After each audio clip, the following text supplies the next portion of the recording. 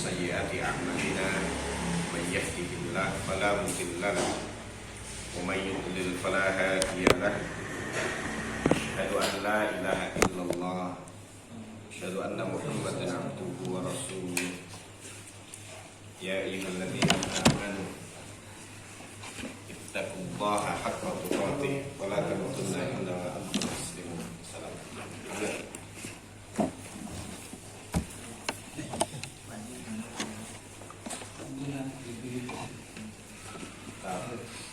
Alhamdulillah,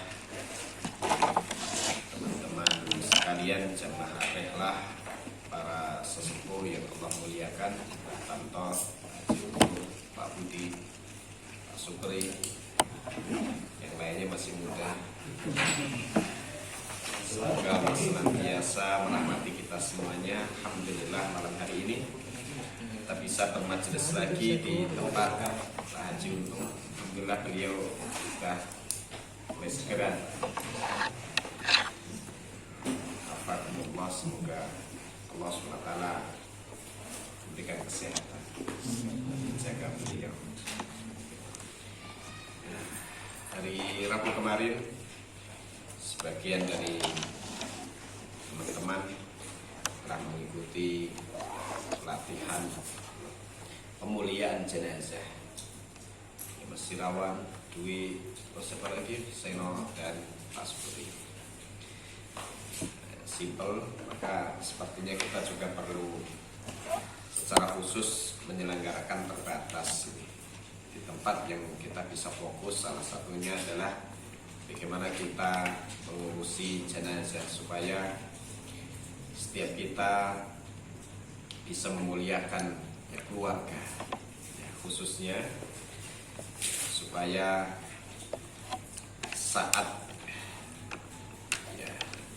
jasadnya tanda kutip kita akan hantarkan ke kuburan, setelah wafatnya rohnya telah kembali kepada Allah Subhanahu wa Ta'ala, maka jasadnya kita muliakan dengan diurusi secara syar'i, sehingga jasad tersebut menjadi sah untuk disolatkan, dan berharap dengan sebab itu doa dari orang yang masih hidup untuk kebaikannya juga benar-benar diijabah oleh Allah Subhanahu wa Ta'ala.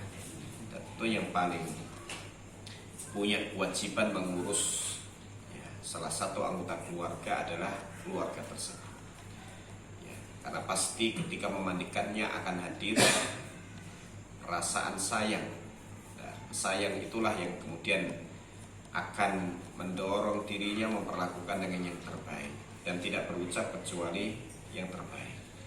Maka salah satu dari adab saat kita berada di sisi orang meninggal dunia dari kalangan muslimin adalah tidak berucap kecuali kebaikan, karena di situ ada malaikat yang akan mengaminkan dari ucapan-ucapan baik orang-orang yang hadir. Maka beruntung jika kita memiliki teman-teman yang saleh.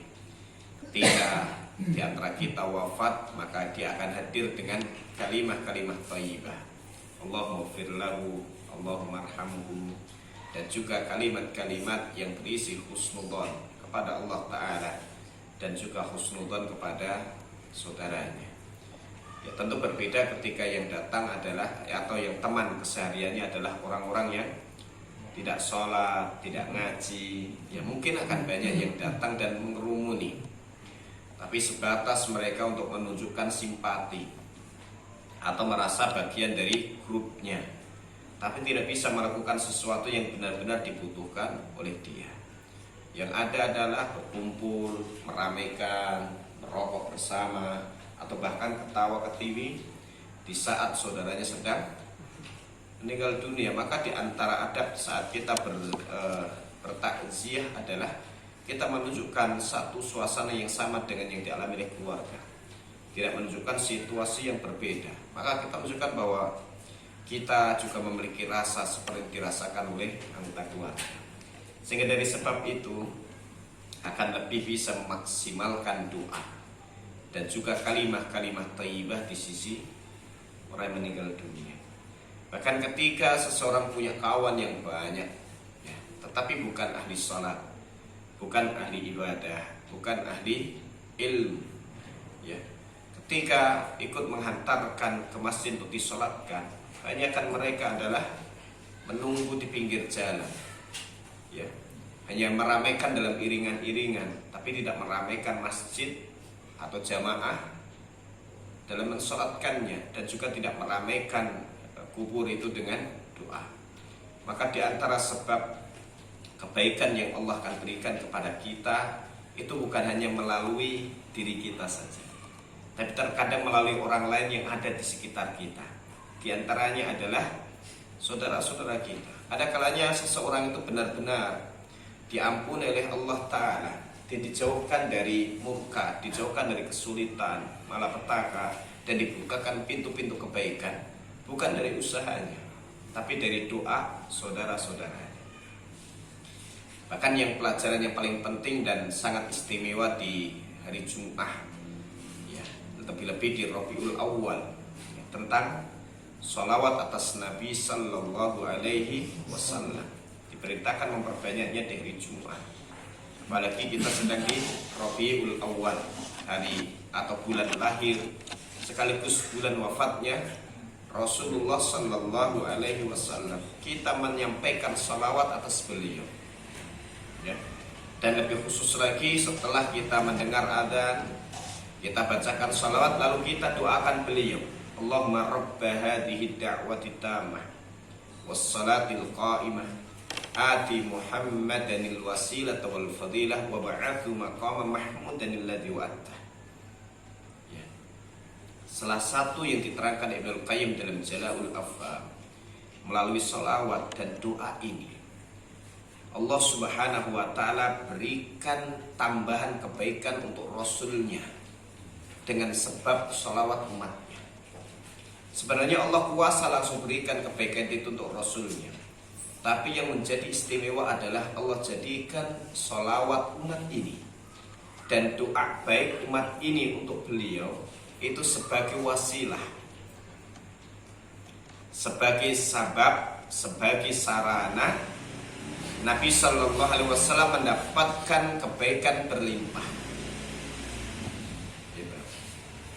Kalau nggak ada manusia yang salawat, innallaha wa malaikatahu yusalluna 'alan nabi. Allah dan para malaikatnya telah bersalawat. Itu sudah cukup. Ya. Tapi Allah Subhanahu wa taala jadikan salawat dari umat ini untuk Rasulnya. Itu sebagai tambahan kemuliaan dan juga kedudukan yang tinggi, ya, untuk Rasulullah Sallallahu Alaihi Wasallam. Maka sebenarnya salawat kita, doa kebaikan kita untuk Rasulullah Sallallahu Alaihi Wasallam, ya, adalah sebagai pintu untuk datangnya kebaikan-kebaikan bagi diri kita. Sehingga hadits riwayat Muslim, Rasulullah SAW bersabda, "Man shalla alayya salatan, sallallahu alaihi biha asyara." Siapa yang bersalawat atasku satu kali, maka Allah Subhanahu wa ta'ala yang akan bersalawat kepadanya 10 kali. Bukan Rasulullah SAW yang akan membalas 10 kali untuk kita, tapi Allah Subhanahu wa ta'ala. Karena kita panggil Allah, kita minta kepadanya, Allahumma, wahai Allah, salli ala Muhammadin wa ala ali Muhammad.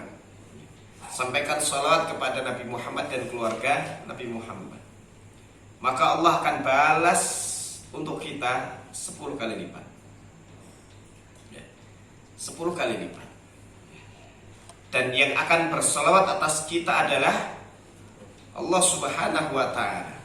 Dan salawat dari Allah untuk hambanya berarti ampunan, rahmah, keberkahan, dan pujian baik dari Allah Ta'ala untuk hamba tersebut di kalangan para malaikat yang mulia.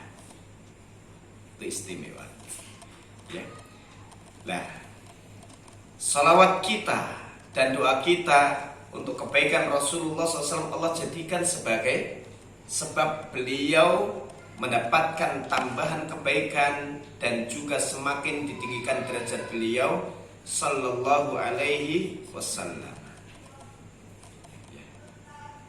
Demikian pula kita, yang boleh jadi dosa kita banyak dan belum cukup istighfar kita, belum cukup kesulitan, kesusahan, kepayahan kita untuk menggugurkan dosa dan kesalahan itu, belum cukup langkah kaki kita untuk menghapuskan kesalahan-kesalahan tersebut, belum sebanding taubat kita kepada Allah dibandingkan dengan dosa-dosa kita itu. Maka boleh jadi dosa kita akan benar diampuni oleh Allah melalui istighfar saudara kita untuk kita. Ya, maka jaga baik-baik hubungan dengan sesama. Ya, berbuat baik kepada saudara-saudara kita, dan salah satu nikmat yang besar yang Allah berikan kepada kita adalah dihadirkannya dan dikumpulkannya bersama kita orang-orang yang takut kepada Allah dan mengagungkannya, senantiasa berharap kepada rahmat Allah Subhanahu wa taala dan cinta kepadanya. Ya. Maka jaga itu. Ya. Pelihara itu dengan baik. Ya. Karena kalau kita berpaling dari teman-teman yang senantiasa mencari ridha Allah, senantiasa menyeru Allah Subhanahu wa taala dengan ibadah dan doanya, maka Allah Subhanahu wa taala akan kumpulkan kita bersama dengan orang-orang yang lalai dari Allah dan tidak berharap kepada keridhaannya. Maka salah satu bencana bagi seseorang adalah dipalingkannya, dijauhkannya dari teman-teman yang baik, lalu kemudian hatinya berpaling kepada teman-teman yang lalai dari Allah dan juga terbuai oleh dunia. Itu isi surah Al-Kahfi ayat yang ke-18. 28. Wasbir nafsaka ma'al ladina yad'una rabbahum bil ghadati wal 'ashyi yuriduna wajhah wa la ta'du aynaka 'anhum turidu zinatal hayatid dunya wa la tuti' man aghfalna qalbahu an dzikrina wattaba'a hawah wa kana amruhu furutha. Ketemu 28 dari surah Al-Kahfi, itu sebelah kanan paling atas di Mushaf Madinah. Assalamualaikum. Ketemu? Belum. Ya, baca masalah. Dan bersabarlah engkau Muhammad bersama orang yang menyeru Tuhannya pada pagi dan siang hari dengan mengharap ridhoannya, dan janganlah kedua matamu berpaling dari mereka karena mengharapkan perhiasan kehidupan dunia, dan janganlah engkau mengikuti orang yang hatinya telah kami lalaikan dari mengingat kami, tetap menuruti keinginannya dan keadaannya sudah melewati batas. Iya. Disuruh apa?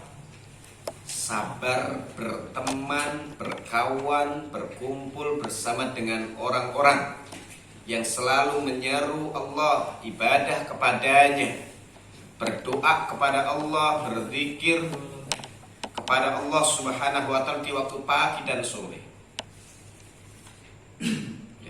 Dan juga senantiasa mencari keridhaan Allah Subhanahu wa taala.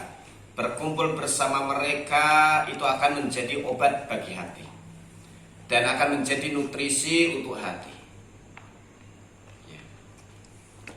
Maka di antara tanda baiknya iman seseorang adalah ada kerinduan untuk berjumpa dan berkumpul dengan saudara-saudaranya dari kalangan mukminin.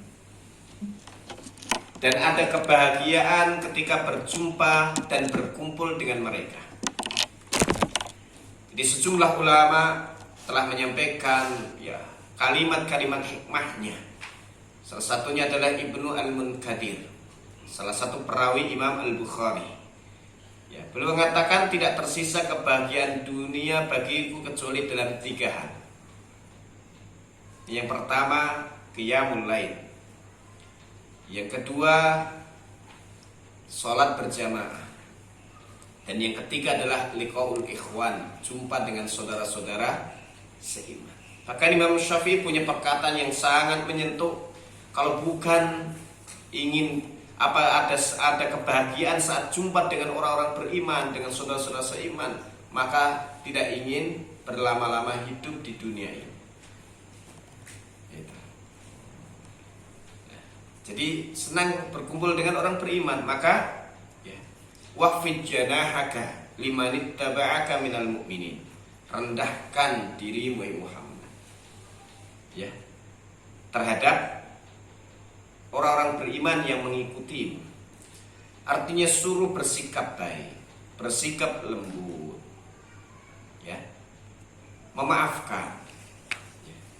Senang untuk membalas keburukan kebaikan kepada orang-orang yang beriman, supaya terjaga hubungan baik dengan mereka.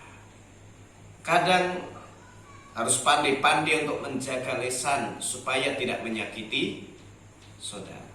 Dan ini penting, menjaga lisan, menjaga sikap, dan yang sekarang ini adalah diantara menjaga tulisan melalui grup WA atau grup-grup yang lain, supaya tidak menyakiti. Jadi jangan suka dan jangan pernah bangga kalau saudara kita itu sampai tersinggung dan sakit hati karena ucapan kita, walaupun yang kita sampaikan adalah nasihat. Maka tadi sore ada satu di program kami sore itu ada program tazkiyah yang mengisi Ustaz Asep Mas Dinar LC, alumni Al-Azhar. Orangnya sangat lembut, ya. Dan menyampaikan tentang nasihat, ya, bahwa dalam kehidupan kita diperintahkan untuk memberi nasihat dan juga menerima nasihat. Tapi di dalam memberikan nasihat hendaknya kita perhatikan adab-adabnya. Terkadang nasihat itu tidak dibenci oleh orang yang kita beri nasihat. Dari nasihatnya bukan, tetapi cara yang orang yang menyampaikan itu yang membuat dirinya menolak nasihat. Maka Imam Syafi'i rahimahullah pernah melihat muridnya sedang mengajar, tapi saat dia mengajar kakinya itu diangkat begini, mohon maaf. Imam Syafi'i melihat, tapi beliau tidak langsung tegur depan. Beliau datangi muridnya itu malam-malam, ngetuk, itu pun pelan-pelan. Setelah kemudian bukan pintu, ternyata gurunya yang datang. Wah, muridnya itu lah pakai sekali. Kenapa tuan guru yang datang ke sini? Kalau tuan guru sampaikan pesan, saya yang akan datang. Beliau kemudian jangan keras-keras. Saya ingin menyampaikan sesuatu kepadamu. Ya. Lalu dipersilakan masuk, dan di dalamnya ada istri dan anaknya. Maka kemudian beliau sampaikan ke telinganya dengan berbisik. Tadi siang aku lihat kamu saat mengajar murid-murid itu mengangkat kaki. Saya tidak pernah mengajarkan itu kepadamu. Dan itu adab yang sangat lembut. Dan kemudian salah selesai beliau itu langsung hilang. Gitu ya. Kalau kita semakin bangga kalau saudara kita itu sakit hati, tersinggung, memerah wajahnya dengan nasihat kita, ya kan? Wah, seolah dia orangnya pemberani, orangnya tidak tedeng aling-aling. Ya, katakan begitu. Iya, masya Allah, ini nasihat yang luar biasa. Barakallahu fikum. Tema kita apa tadi ya? Ya, supaya kita bisa mengurus saudara kita, dan apabila kita yang ternyata lebih awal dipanggil oleh Allah Subhanahu wa taala, ya kita diurus oleh orang-orang yang baik. Karena mengurus jenazah itu bukan hanya berkaitan dengan keberanian, tapi terkadang kebonekan. Tahu bonek? Nekat. Ya, bantuan nekat, modalnya nekat. Terkadang yang kurang-kurang ilmu itu lebih berani dan lebih nekat untuk tampil, ya. Lihat kalau di kuburan kan, yang kurang berilmu suaranya paling keras. Ini pakai ini, pakai ini. Sementara orang berilmu diam. Akhirnya yang akan dipraktekkan adalah yang tidak sesuai dengan tuntunan ilmu. Ya. Maka kalau saya diberi amanah, ya, yang lain diam, saya yang akan mengarahkan. Ya begitu. Karena kalau tegas nanti yang akan banyak bicara orang yang tidak berilmu, sama seperti memandikan. Terkadang yang berani adalah orang yang ilmunya belum cukup. Lah yang ahli ilmu, yang belajar, yang suka ta'allum, belajar, ya, yang senang datang ke majelis ilmu, itu juga harus punya keberanian dan kenekatan, ya, untuk menegakkan sunnah. Tentu harus juga benar-benar memiliki ilmunya dan juga telah mempraktekkan atau mencobanya sehingga punya keberanian, ya. Dan tidak apa-apa berwasiat, ya. Nanti ya, kalau Mbah Tamto wafat ingin dimandikan oleh Pak Budi dan teman-teman, boleh. Ya. Maka besok kita nggak usah pakai banyak teori kan, mempraktekkan banyak. Karena kalau sudah memandikan kita tidak perlu membaca hadis. Baca hadisnya itu kalau lagi belajar. Tapi kalau sedang memandikan nggak perlu membaca hadis. Isi hadis yang dipraktekkan, bukan dibaca. Kalau waktu datang jenazah bawa hadisnya begini, repot itu. Barakallahu fikum. Lah, malam hari ini kita melanjutkan dari adab talibul ilm oleh Syekh Dr. Anis Ahmad Karzum. Yang sebelumnya kita telah membahas, ya, berkaitan dengan sabar dalam menuntut ilmu. Sabar dalam menuntut ilmu. Sabar menghadiri majelis ilmu itu butuh kesabaran. Butuh kesabaran sebelum datang, menjaga niat, ya kan? Menjaga semangat. Ya penting. Kalau cari alasan, banyak sekali alasan. Kalau saya mau beralasan, ada 1001 alasan untuk tidak hadir di sini. Kalau antum ingin cari alasan, menurut itu ya bisa saja, kan alasan itu mudah dibuat. Apalagi kita tidak ada absen dan kehadiran pun juga tidak berdampak kepada nilai atau hak yang akan diterima. Ya, semua kembali kepada kesadaran. Ya, semua kembali kepada kesadaran. Sebelum kita bertafakuh fiddin itu pun juga perlu sabar. Dan saat belajar pun juga perlu sabar.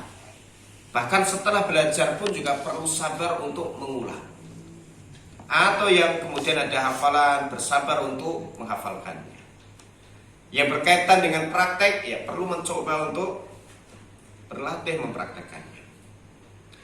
Lalu apa sih yang bisa membuat seseorang itu bisa bersabar dalam menuntut ilmu? Ya, salah satu sebabnya adalah karena kenikmatan yang Allah hadirkan dalam dirinya untuk menuntut ilmu, ya, untuk ngaji, ya. Wa mimma yuqawwi al-ba'ith 'ala as-sabr, dan di antara faktor yang bisa memperkuat semangat seseorang untuk sabar menuntut ilmu adalah apa yang didapatkan oleh seorang penuntut ilmu min ladzatin wa mut'atin, dari kenikmatan, kelezatan, kenyamanan fi thalabil ilmi, dalam menuntut ilmu. Sehingga Imam Al-Mawardi rahimahullah ta'ala mengatakan bahwa ilmu itu menjadi pengganti dari setiap kesenangan, ya. Maka tidak ada ceritanya seorang penuntut ilmu yang menyibukkan diri dengan ilmu itu kesepian. Bahkan sampai dia itu tidak menginginkan untuk hura-hura dan bersenang-senang sebagian dilakukan oleh orang yang jauh dari ilmu. Maka cukup ilmu itu menjadi sebuah kebahagiaan, sebuah kesenangan. dan dia tidak perlu atau tidak butuh rekreasi, tamasya, jalan-jalan. Cukuplah ketika dia itu berselancar dengan kitab-kitabnya, dia telah mendapatkan hiburan darinya. Maka tidak ada kebahagiaan yang bisa menyamai dengan ilmu yang didapatkan.